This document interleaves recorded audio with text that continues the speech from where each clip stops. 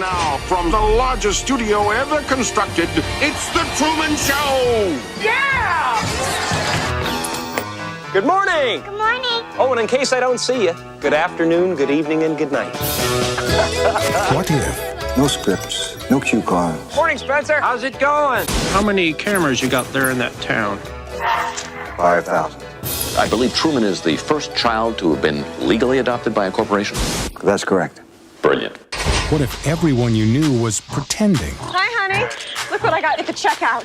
Dishwasher safe. That's amazing. What if your world was make-believe? Cue the sun. While the world he inhabits is counterfeit. I'm not allowed to talk to you. That's how I look. Not your type. There's nothing fake about Truman himself. What if you didn't know it? Until now. A lot of strange things have been happening. Stand by ring cam. Is he looking at us? Does he think he knows? I think I'm mixed up in something. Something big. We accept the reality with which we're presented. Everybody's pretending, Truman. Get out of here. Truman? Truman! Anything happen? No. You may find yourself in another part of the world. It's like the whole world revolves around me. Everybody seems to be in on it. I'm going away for a while. You may tell yourself, this is not my beautiful wife. You may ask yourself, how did I get here? I'm not in on it, Truman, because the last thing that I would ever do is lie to you. Fade up music. That's our hero shot. He's gone. Okay? Yes! Want to do it again? No! Find him. Truman, where are you going? You can do it. How do we stop him? Give me some light. Is that the best you can do? Cut transmission! I like your pen. I was wondering that myself. Jim Carrey. The Truman Show. Watch what happens. So if you have never seen that clip, it actually is from the 1998 movie, which is called The Truman Show. Pretty interesting movie. I haven't seen it in a long time. But the film depicts the story of Truman Burbank, played by Jim Carrey, a man who is unaware that he is living his entire life on a colossal soundstage, and that it is being filmed and broadcast as a reality television show that has a huge international following. All of his friends, family, and members of his community are paid actors, those whose job is to sustain the illusion and keep Truman unaware about the false world he inhabits. So if you've never seen the movie, that's what it's about. It's about this guy named Truman who was put into this studio, and in this studio, he was born, he was raised, he's living out his adulthood. Every friend that he has is a paid actor. His wife is a paid actress, and he's just living life, assuming that this is real. And it's a pretty interesting movie because you think about it where it's like, man, can you imagine if that was true? Everybody's in on the joke except you. You're going through life, you're assuming that what you're experiencing is reality when it's just simply a snapshot of a bigger TV show that somebody's watching. And one of the scenes that I absolutely love from that movie is, and they kind of showed it a little bit, but it's Truman sitting at the beach and there's this little cloud of water just like falling on him. He moves to the side and the water just follows him to where he's at. And, sometimes life feels that way. Sometimes life feels like, man, am I the only one that is not in on this? Like, life just seems unfair. Or if not, it seems like God just puts this little cloud with a little thunderstorm right over you, and it doesn't feel fair. And the last couple of months for me have really been that. I'm being honest when I say that at times I feel like either God is singling me out, or if not, God's picking on me. And I don't know if any of you have felt that way. Sometimes it feels like I shouldn't say that because, it just feels like wrong for me to feel a certain way. But God's not scared of our struggles. God is not surprised by what you're feeling. God knows everything. So he knows exactly what I'm feeling. And I'm just sharing this because I think at times, as we're going through life begins to feel as though, once again, you're on a TV show, or if not, life isn't real. And if it is, there seems to be maybe this director, and maybe that director is God, and he's just like trying to single you out. He's trying to pick on you. He's trying to make your life miserable. And it feels that way. And I think that if we were to be honest, sometimes we feel that way as well. Maybe I'm wrong. Maybe it's just me. But I think that most people feel as though maybe God is just either, once again, not listening, or if he's listening, he just doesn't care. There was this song when I was growing up by a singer named Shakira. She's Colombian, but she was very popular in the Mexican mainstream. Now, more than likely, everybody knows at least who she is. I think she's been on a few different competitions. I can't remember if it's American Idol or something. But Shakira, when I was growing up, had this song, and it was called Octavo Día, which means the 8th day. And I remember listening to it, and I just really struggled with the song. I love Shakira's music, but I really struggled with that song because it was really aimed at God. And even though I find myself struggling with feeling like maybe God just doesn't care, or maybe he's causing all these bad things to happen, I still struggle with the lyrics of the song. Because it talks about the day of creation, and after the day of creation, it goes to where it's talking about God as though he kind of lost control of humanity. He kind of takes a break, and now he's kind of trying to step back into the picture. And in the chorus, it says this, and I'm translating because it was in Spanish, but it said, "Meanwhile, this world turns and turns without being able to stop it." God being able to stop it. "And down here on earth, a few are handled like chess pieces. I'm not that kind of stupid person who lets themselves be convinced of this." And that's the lyrics of the song. And I remember hearing it, and it's got a really catchy tune, but I heard it and I'm like, wow, I mean, this is the way that she perceives life. That God created everything, he steps away, and she says on the 8th day, we know that there's 7 days, but she's talking about, on the 8th day when everything kind of goes into play, the world keeps on turning and turning. God can't stop it. His kids are misbehaving. And then he tries to come into the picture, and he tries to use some of his kids like chess pieces to be able to accomplish certain things. And really, she doesn't use that word stupid. She uses a little bit of a stronger word. But she says, I'm not that kind of person. I'm not that stupid. I'm not that naive. I'm not going to convince myself of this. And again, this kind of brings this reality of, is this really what we're living in? It's simply a simulation. Maybe it's like Truman, right? Maybe we're going through the world, and the world is almost like a prison. Maybe the world is a stage. Maybe we're simply chess pieces on a board that God uses for his entertainment. That's the way that she perceives it. Are we living out a script, or living within the confines of divine decisions? In other words, we're not making our own decisions. It appears that we are, similar to the Truman Show, but it's being dictated by somebody outside of that picture that's telling him this is the way that life is going to go. Now, the reason I want to start there is because last week we started to talk about something known as a divine counsel. And the divine counsel is something that is really interesting when you begin to dive into what the Bible seems to be alluding to. Now, a lot of the verses that we're going to be using today, or I'm going to be using today, they're going to sound familiar because I used them last week, but we're going to continue to expand more to understand the idea of the divine counsel. Again, a council is a group of individuals that meet together to be able to make decisions regarding certain events or certain situations. And the Bible gives us a glimpse into the activities of heaven that are going to influence and determine some events on earth. Now, this sounds interesting because it sounds a lot like the opening clip. There is somebody outside, an external force that exists outside of earth that is making decisions of what is taking place on earth. And we talked about this in Psalm 82:1, where it said, God has taken his place in the divine council, spiritual beings that form a council. In the midst of the gods, he holds judgment. Now, I'm not going to go through everything that we talked about last week. I've said this a number of times now, but this series is interconnected. If you miss 1 week, you're definitely going to have to go back to the following one because it's all tied together. It's creating one storyline, and you have to understand the previous step to understand what we're talking about this week. But one thing that I'm going to just point out is when it says God has taken his place in the divine council, it's talking about other beings in the midst of the gods. We talked about how there's only one God, but there seems to be a lot of verses that allude to gods. Now, the word for gods is Elohim in Hebrew.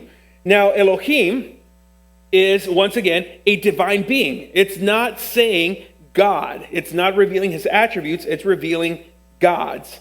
And it's a being, not as much a all-powerful being. Now, when God is taking his place in the divine council, it's saying that he's holding judgment. And this sounds weird. Like, if God is the judge of all the world, why does he need other beings to be there to hold judgment? Again, we tackled that last week. But what we're getting into now is that idea of the Truman Show. Because this is something that we have to understand in our lives. This is going to cause us to struggle with it. You have to struggle with it. What it's telling you is that God has a discretion to be able to do what needs to take place. And Yahweh, that is the Christian God, we talked about that last week as well. Yahweh takes his place among these other Elohims, these spiritual divine beings, to hold judgment. But as we're going to see, he also stands before them to make decisions. And this is where it gets a little bit hard for us to wrestle with, because we don't want for God to get involved in our choices. Now, there's a number of unique events in the Bible that really seem bizarre. One of the things that people will often do, one of two things I should say, is either they will read the Bible and when they come across passages that they're really struggling with, they can't make sense of them, they just skip them, right? I'm not going to think about that because that doesn't seem to jive well with what I know. Or if not, they take these bizarre events and they try to build an idea behind it and they try to push God out of the picture. In other words, well, the Bible is teaching this, it's weird, it's not what the church teaches, I don't know what to do with it, this must mean that God's not real. And somewhere in the middle, you have to understand, there's going to be verses that you just can't move past and ignore, because that's going to build your understanding of who God is. Yet at the same time, you can't also be arrogant enough to say, well, I came up with something that I couldn't understand, so God must not be real and the Bible must not be true. That's also ridiculous, right? So when we run into these events, which once again, they're bizarre, and they include supernatural phenomena that seems to be that God himself is permitting. Or if not, he's pronouncing it. He's saying, hey, you know what? That's fine. Go ahead and do it. And these things seem so bizarre that we just don't know what to do with it. For example, King Saul, 1 Samuel chapter 16, verse 14. Now the Spirit of the Lord had left Saul, and the Lord God sent a tormenting spirit that filled him with depression and fear. Well, wait a second. Why is God sending evil spirits?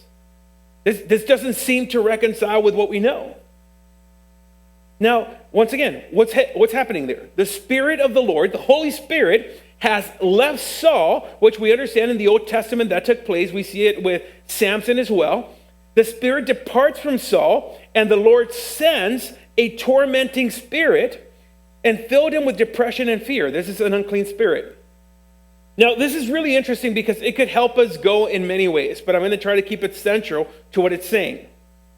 What it's telling us is that God causes something to take place in the life of King Saul because he rebelled against God. He is no longer his chosen king because Saul continues to disregard God, and David becomes his replacement.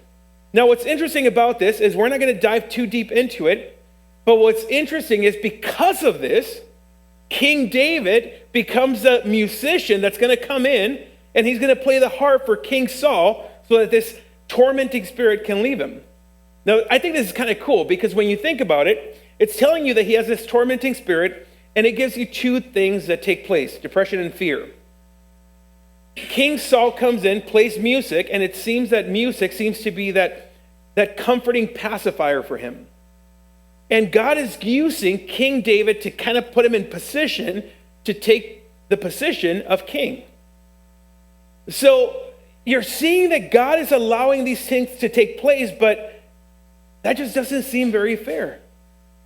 Why is God sending a spirit of depression and fear to take over the life of King Saul? But it's laid out very clearly. Again, you can't just simply say, I don't like what it says right there, let's keep on moving, let's wrestle with it. It's telling you who sent it. The Lord did. Nobody else did. The Lord the Lord's Spirit left Saul, the Lord sends a tormenting spirit. There's a replacement. Now, this is kind of getting to that point where we're feeling like maybe God's not as fair as I thought he was. And again, we're going to come up with these different examples, and we're going to talk about a few more right now. But something that we have to understand is that in the midst of Saul's rebellion, God's Spirit departs, something else takes its place. When something else takes its place, depression and fear creep in. We have this tendency to think that, once again, when life is good, and I've seen this so many times within the church, people want and crave God to step into their life when their life is falling apart. When their life is good, they step away, right? I mean, it's like everything's good, everything's fine. I don't need God right now. I've got control over my life. We want for God to regain control of our lives so that we could kind of go under, cruise control with him, but then we kind of step in and we ruin it all over again, and then we go through that cycle, right? We need God, we don't need God, we need God, we don't need God, and we just continue to go in that cycle. Saul rebels, and he just says, you know what, I'm going to do things my way. God says, okay, here you go. Spirit of fear and depression. So that's one thing that we can learn from that. Once again, that at times when we step away from God's design, God will permit certain things to take place.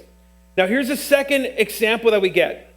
And this is going to get more detailed in regards to God's role within his creation. This one seems a lot more unique and a lot more pointed. So in 1 Kings chapter 22, verse 19, it says, "And Micaiah said, therefore, hear the word of the Lord. I saw the Lord," so this prophet is speaking, "I saw the Lord sitting on his throne, and all the hosts of heaven, the divine council, standing beside him on his right hand and on his left." So picture for just a second, the God of all creation is in his throne room, and there is this divine council of beings that are on his side. There's this meeting that's taking place. And this is what Micaiah is saying. "And the Lord said, who will entice Ahab," this is a king that was wicked, and his wife's name was Jezebel, "that he may go up and fall at Ramoth Gilead." So the Lord is asking, hey, who's going to go up and who's going to try to, make sure that Ahab goes up and falls down? Let me just summarize that. Who's going to make sure that Ahab goes so that he could be killed? That's what it's saying. And one said one thing and another one said another thing. Here's this conversation, right? It's so bizarre because you have the God of all creation with his divine counsel, and he's talking about Ahab, and he's saying, who's going to go up there? And one is saying one thing, another is saying another, and they're having this conversation about the destruction of a king. Then the Spirit came forward and stood before the Lord, saying, I will entice him. So here's the Spirit. And he's coming before the Lord, and he's saying, hey, I'll be the one to take care of this.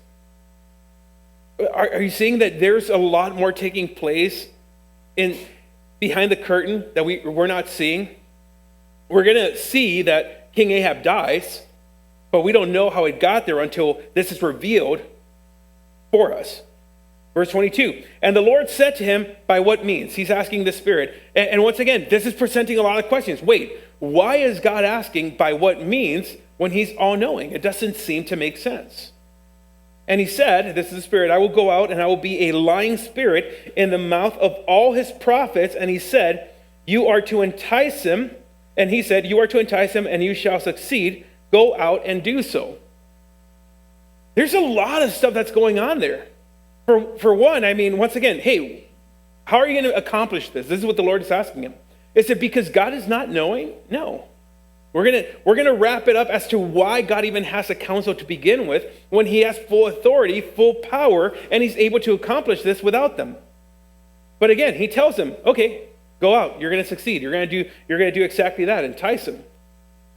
"Now therefore, behold, the Lord has put a lying spirit in the mouth of all these, your prophets. The Lord has declared disaster on you." So it's making it clear. You're going to fall. You're going to die. This is how it took place in the heavenly realm. This is how it's going to take place here on the earthly realm. You are going to die. because it has been decreed and declared that this is the way that it's going to go. Are you seeing why it's important that you can't just skip through these parts? Because it's telling you something. It's revealing something about how matters of heaven matter on earth. Everything that's taking place there is going to impact what we experience here.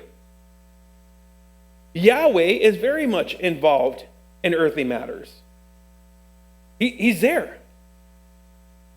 Now, it seems unique and weird to us, maybe even wrong, that God is involved in the things that seem to affect people in negative ways.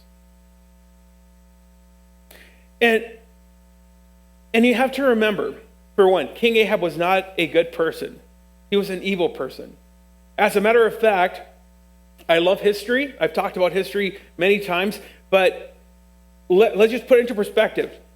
We might see that God interfering or intervening in this scenario is wrong because it's going to cost somebody their life. And we forget that King Ahab is not a good guy. He's a bad guy. He's done a lot of bad things, killed a lot of innocent people. So I want to give you an example. Sometimes we fail to recognize that God is intervening in these moments that really matter. A better way to put it is, would God be just for intervening and designing a plan that would take the life of Hitler, who was an evil man? We would say yes. He has the right, and he should do something about it. Again, King Ahab was not a good man. He was a terrible man. His wife was even worse.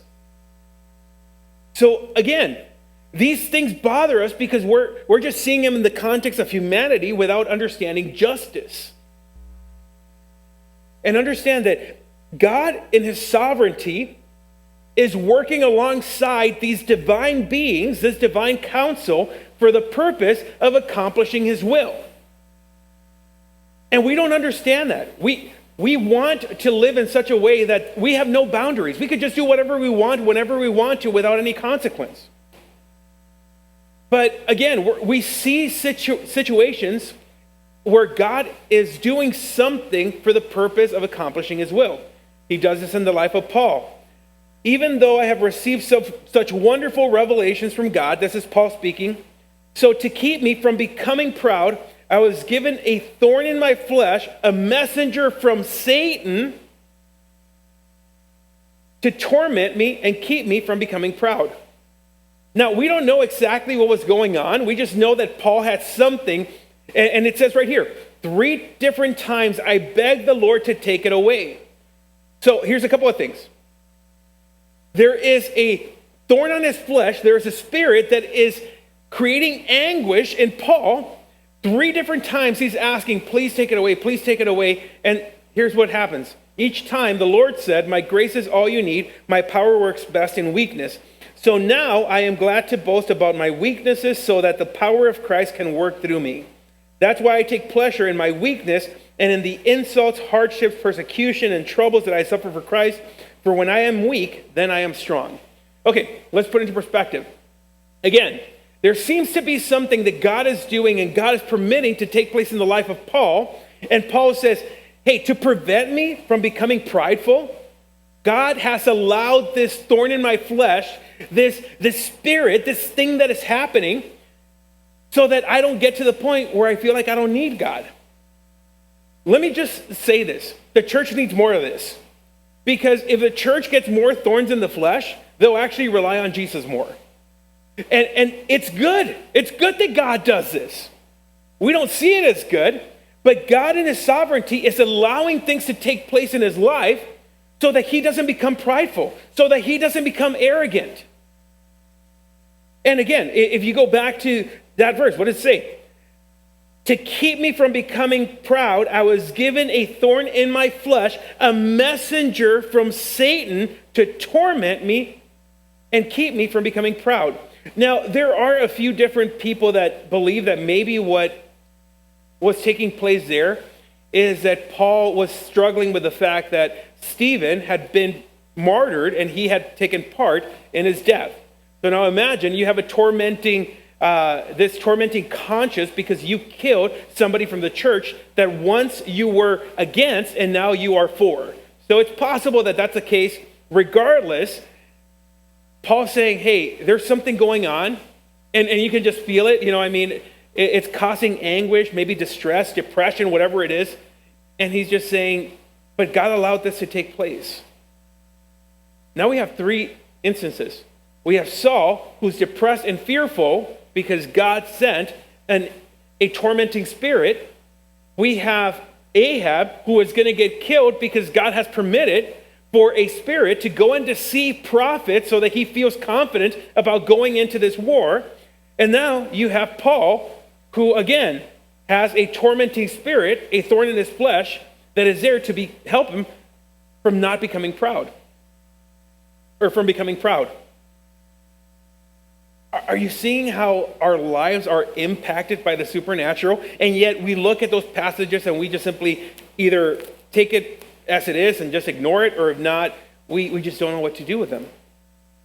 Which really begs the question, are we chess pieces? Is God simply just moving the chess pieces and kind of doing it to his advantage? Or are we, like in the Truman Show, living out a life simply following a path that is laid out by a director that really forces us to have little to no choice? Is that really what our lives are? I've said this many times. I love working with teenagers, and the reason why is because they ask a lot of questions. And I love when teenagers just feel the freedom to be able to ask questions that are difficult. And in our Wednesday night gatherings, this question has come up a significant amount of times. But it's the question of free will. Do we actually have free will? This last Wednesday, there was a great question that came up in regards to the tree of knowledge of good and evil, where the question was, why did God plant the tree to begin with when, once again, he knew that humanity was going to fail because he's all-knowing? And that's a great question. Do we have free will? I mean, there's a lot of scenarios where God seems to be intervening and stepping in and causing people to die or people to not become a certain way. It seems like God has a lot to do with that. And even if we look at the Proverbs, it says that we could make plans, but God directs our steps, right? I mean, so God is in control. So now I want to wrap it up by going to what we talked about last week, where we kind of heard about the divine council, also known as the heavenly court in the book of Job. And I want to go into this a little bit more in depth. Starting with Job chapter 1, verse 6, it says, "One day the members of the heavenly court came to present themselves before the Lord, and the accuser, Satan, came with them." Again, as we talked about last week, Satan is there, right? And where have you come from? The Lord asked Satan. Satan answered the Lord, "I have been patrolling the earth, watching everything that's going on." Then the Lord asked Satan, "Have you noticed my servant Job? He is the finest man in all the earth. He is blameless, a man of complete integrity. He fears God and stays away from evil." Satan replied to the Lord, "Yes, but Job has a good reason to fear God. You have always put a wall of protection around him and his home and his property. You have made him prosper in everything he does. Look how rich he is. But reach out and take everything he has, and he will surely curse you to your face." "All right, you may test him," the Lord said to Satan. "Do whatever you want with everything he possesses, but don't harm him physically." So Satan left the Lord's presence. A lot of stuff going on in there as well. And this even happens now, but in the ancient world, it was believed, and you see it in the account of Job, that if you were a good person, good things would come. If you were a bad person, bad things would happen. It's kind of like the karma thing, right? But one of the things that we see with Job is that the Lord's telling him, hey, that's not the way things work. You could be good and you could still have bad things happen in your life. We see it with Paul. We see it with all the apostles. Now, we see that there are boundaries though, right? So one of the things that we see is they go before the Lord, this divine council. Satan comes with them and he says, well, yeah, of course he follows you because you've handed everything to him. And Satan's saying, take everything away from him and he'll curse you to your face. And God allows him to. And if you read, that's one of the things that we said. So week 1, for we do not wrestle against flesh and blood enemies, but against the spiritual principalities. We wrestle with the things that we cannot see that affect our lives, right? We understand that. Now, if you look at Job chapter 1, God permits Satan to take everything from him. his sons die, his property is taken, his all his livestock, his houses fall over. And guess how those things happen? Either supernaturally through natural phenomena, or if not, it's people that are going and killing or stealing. So again, we don't wrestle against flesh and blood enemies. Those people were simply the tools that the devil used to carry out the plan. Now, let's go to the second encounter, chapter 2. One day, the members of the heavenly court came again to present themselves before the Lord, and the accuser, Satan, came with them. "Where have you come from?" the Lord asked Satan. Satan answered the Lord, "I have been patrolling the earth, watching everything that's going on." Then the Lord asked Satan, "Have you noticed my servant Job?" The same question. "He is the finest man in all the earth." He is blameless, and here's how blameless he is. That if his kids were to throw a party, he would actually go and offer a sacrifice just in case his kids had sinned against God. He didn't want to do any wrong. He is blameless, a man of complete integrity. He fears God and stays away from evil. And he has maintained his integrity even though you urged me to harm him without cause. What's that telling you? Satan can't do anything unless God permits him to, right? So what Satan can do has boundaries within what he's capable of doing. Satan replied to the Lord, "Skin for skin. A man will give up everything he has to save his life. But reach out and take away his health, and he will surely curse you to your face." "All right, do with him as you please," the Lord said to Satan, "but spare his life." What happens next is he is taken with boils. He pretty much wants to die, and his wife actually tells him, "Just curse God and die." And he doesn't. Now, what I want to stick on today, even though I would love to go through a series on the book of Job because it's a really interesting book, but what I want to focus on today is everything that took place up to this point, it's because God permitted it to happen. And that's going to make us question, wait a second. Why would God allow that to take place when we could actually have a peaceful and good life? And again, I'm going to wrap up with that, but first off, I want to answer the first thing. When we talked about this last week, and then as we started off today, I mentioned how it's unique that God, the all-powerful God who knows no boundaries, who knows everything, who can do all things without anybody else, decides to actually take part with these divine beings to give him direction, or at least what it seems to be direction, wisdom, or maybe even a second or third party to accomplish his work and his will when he can do it himself. Why does God do that? It doesn't seem like the God that we know. But one of the things that we continue to see over and over in Scripture is that God chooses to partner up by giving authority and responsibility to his creation. God in his loving sovereignty, even though he knew that humanity was going to screw up, chooses to allow humanity to take part in what he's doing. We see it in Genesis. Genesis chapter 1, verse 27. God created human beings in his own image. In the image of God, he created them. Male and female, he created them. Then God blessed them and said, "Be fruitful and multiply, fill the earth and govern it." They're responsible. "Reign over the fish in the sea, the birds in the sky, and all the animals that scurry along the ground." What's taking place there? He even puts the man in charge of the garden. Why? God doesn't need that. As a matter of fact, before man's born, it says that the garden had no reason to be cared for. It was self-cared. But we see it right there. Govern it. Govern the earth. Reign over creation. God wants us to be in partnership with him. Again in Romans. And this is something that took place during the COVID shutdowns where a lot of people were struggling with, well, should we close down the churches? Should we wear masks? Should we do this? Should we do that? And one of the things that we see is that we are to follow and obey the laws to a certain point. But one of the things that we can go to is Romans chapter 13, verse 1. Everyone must submit to governing authorities, for all authority comes from God, and those in positions of authority have been placed there by God. Again, why does God have a divine council when he doesn't need it? for the same reason that he creates and allows people to govern his creation. He wants us to partner up with him. Go to the Great Commission. Therefore, go to all nations, baptizing them in the name of the Father, Son, and Holy Spirit, and teaching them all that I have commanded. Why does God use people to accomplish his work? Because he wants partnership with us. So again, when you look at the divine counsel, it's not that God is incapable of governing. It's that he chooses to create and to partner up with his creation. And in the midst of this, you're going to get to a point where we're going to be talking about this not next week, but the following week, where it gets into a very unique scenario where it says that at the end, do we not know that we will be judging angels? That's a really weird thing to say. Unless we understand that even angels have the ability to choose, similar to Satan.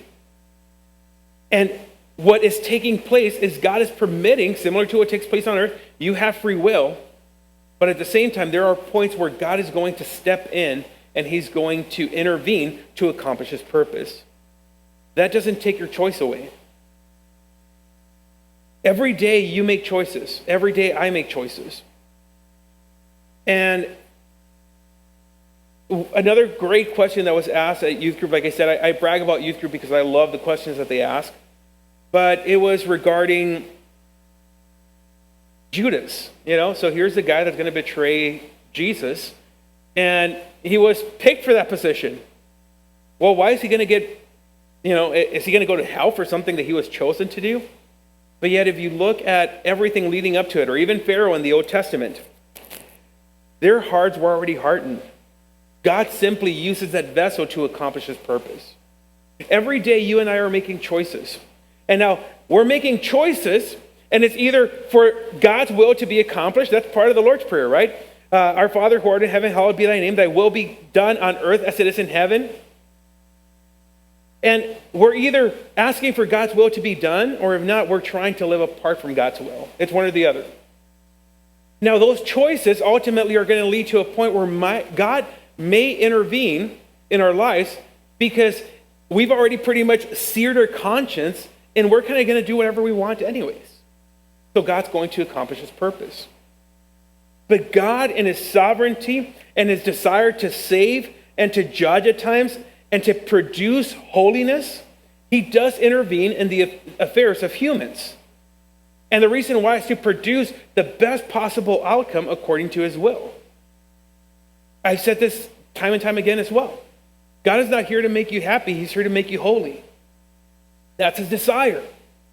And you know what? If he has to wreck your marriage because of what you're doing, in order for that to take place, he will do it. Because his goal is to make you what he designed you to be. And guess what? If you are continuing to push back on God and say, I don't want any of this, God will use you to accomplish his purpose in the life of the person that follows you. So again, you have free will. You get to choose. But there is a divine counsel who is working behind the curtains, and ultimately they are affecting our lives here on earth. And we often forget that. I said this to the teenagers during youth group. You're not alone. When you're in the bedroom and you think that you're by yourself and nobody's watching, you're not alone. Wherever you find yourself, you're not alone. Whether you're at work and nobody that you know is there to hold you accountable, you're not alone. Every day that you're arguing and fighting and bickering and all these other things, guess what? There's a war that's waging. And either God is using you or the devil is using you, one or the other. But you have a choice. And I want to wrap up with this because it's Mother's Day, and I think that it ties well into today's topic to help us to understand it a little bit better. As individuals, we might, like Shakira, think, well, it's just a chess game and God gets to choose whatever. I'm not going to be, his dummy that's going to allow him to, do whatever he wants with my life. Or if not, we think, well, I'm like in this reality TV show that God's determining everything anyways. What's the big deal? Why even try? And in the middle, you have this balance where you have to understand you do have a choice. But sometimes God will intervene for a couple of reasons. One is similar to Paul, is to produce a character that is not prideful. Maybe it's like in the life of Saul. Once again, he's no longer the chosen one, but the next person is going to come up and God's going to use that method to get him there. Or maybe it's like in Job. It is simply to prove, hey, just because you're good, it doesn't mean that you're not absent of pain. I'm still sovereign and I get to decide because I'm producing something greater. But nonetheless, we're going to make choices. And as moms, maybe you have a kid who's rebellious. Maybe you know of a mom who has a rebellious kid. Or maybe your kid isn't following in God's ways, right? I mean, because the world right now is pushing for agnosticism or atheism or any kind of theism that doesn't involve God. And you're struggling with it. And you're trying to figure out, well, I mean, they're going to make their choices and I don't want for them to go to astray. And I want to encourage you with this story, and I want to close up with this. When I was in North Dakota, there was this lady, and she had a son named Bryce. Now, Bryce seemed like a great kid. I mean, honestly, he was like the life of the party. He seemed to be a great kid, didn't do anything wrong. He was in a Christian school that was actually in the church. And Bryce was everybody's friend. Like, he just seemed like a phenomenal kid. And his mom was like the sweetest lady that you'd have ever met. And he starts hanging out with kids that weren't the greatest influence. Once again, 1 Corinthians chapter 15, verse 33, bad company corrupts good character. Who you hang out with will define who you are. Sure enough, with Bryce, he ended up hanging out with some people that weren't the greatest influence over him. His mom figured there had to be something, right? I mean, his kid was just acting off. He was still a good kid, but he was still a little bit off. And she starts praying for him. And she starts praying a dangerous prayer. She says, God, and I remember when she told my wife and I this. We were like, holy smokes, I don't think many parents would pray that, but okay. Which is good. I think it's a great prayer. But she goes, if my son is doing anything wrong that is sinful and is going to get him into bigger trouble, please let him be caught. That's a dangerous prayer because you have no idea what's going to follow. Sure enough, Bryce was actually starting to smoke weed. And he started hanging out with the kids from the Christian school. Just because you're in a Christian school or a Christian college doesn't mean that you're in a Christian environment. Just understand that. And sure enough, he got busted. I remember when his mom found out, she said, I'm so happy that God answered my prayer. God will intervene. Again, you have free will. You get to choose. And I'm so grateful for how God even used this type of spiritual process to find me out in my life. And here's the thing that I'm telling you. You have free will. But whether it's as a mom, as a wife, those dangerous prayers, God will answer. And he does intervene, and whatever process is taking place, whether it's in the divine council, whether it's in the heavenly realms, whatever process it takes, God will accomplish his purpose. So as moms, don't stop praying. Don't stop going for your kids. Whether they seem like they are lost, pray to God to intervene, because God intervenes even in the midst of our free will so that he could accomplish his purpose. And if somebody continues to resist, God will get to the point where he will intervene, but it might not be for your kids' best outcome. But he will accomplish the best purpose in everybody's life, because his will is for people to be saved and to spend eternity with him. So once again, as we continue in this series, we're going to be talking more about who these divine beings are, and I look forward to continuing, once again, diving into this topic.